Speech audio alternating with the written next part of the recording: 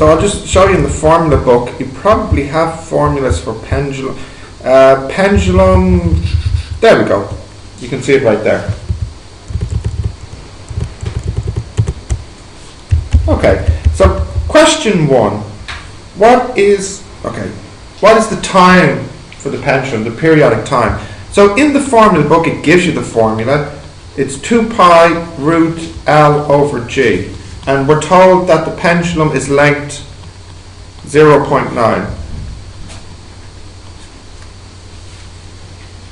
G 9.81. So let's see what we get there.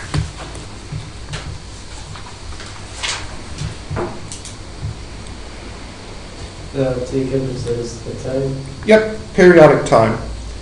Sure, was that length over? Length over G. 1.9 seconds. So that is part A. Part B. Now, this might sound familiar.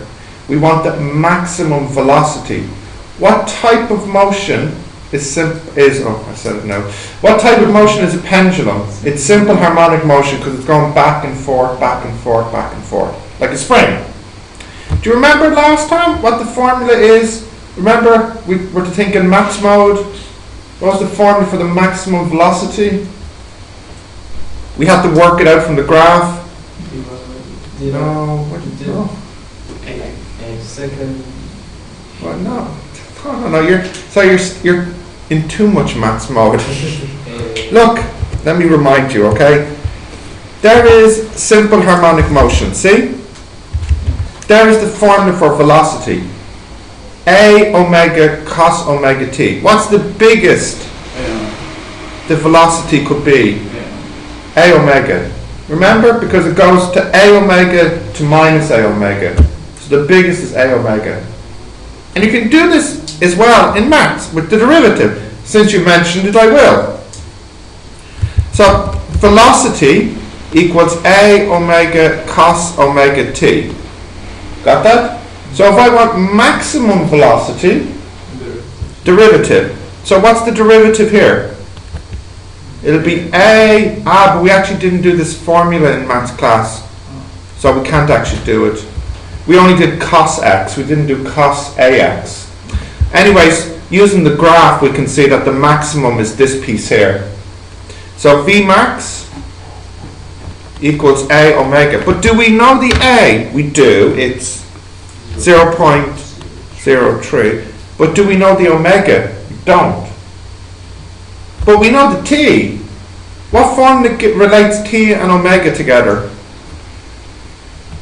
Remember, T equals 2 pi over omega.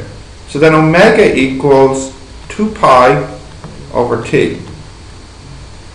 And that too is probably in the formula book. Yep, there it is right there. Okay, so let's see what we get. Type that in. 0.099. For sure? Yes. 0.099. 0.1.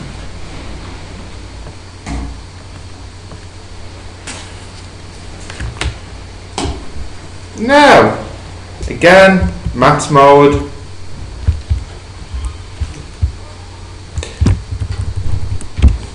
There is the formula for acceleration. And we want to know what's the maximum acceleration. So, no, let's leave derivative alone for today.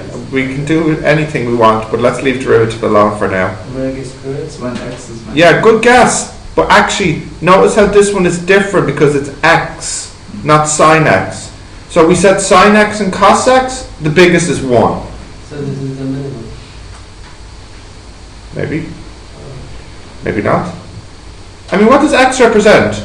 The distance. So what's the biggest x could be? It's when at the end. When it's at the end. When it's the furthest away. Yeah. Which represents what? The distance. What number from the question? 0.03. So if you look, the pendulum is swinging like this. The x is the distance from the centre as it swings out. Do you get what I'm saying? Or as it swings this way, it's that distance. Anyways, the biggest x can be is 0.03.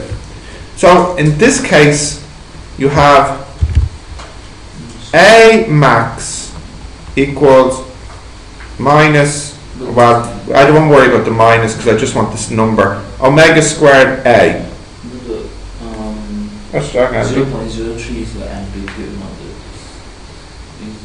That's the same. The amplitude is the maximum distance. Alright, 2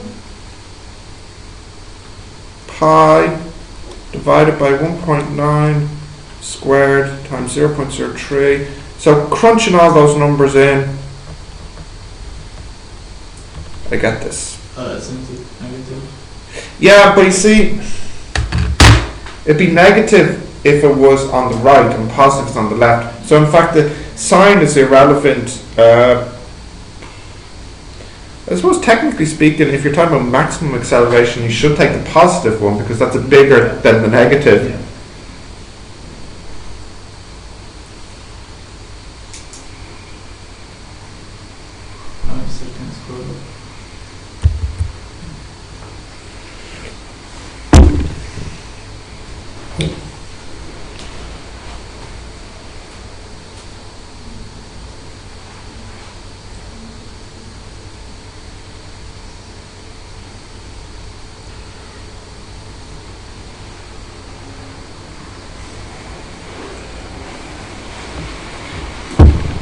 Woohoo! That is windy.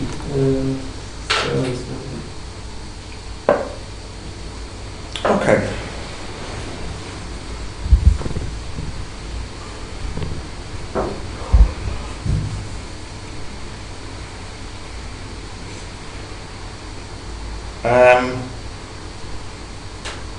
We can move on.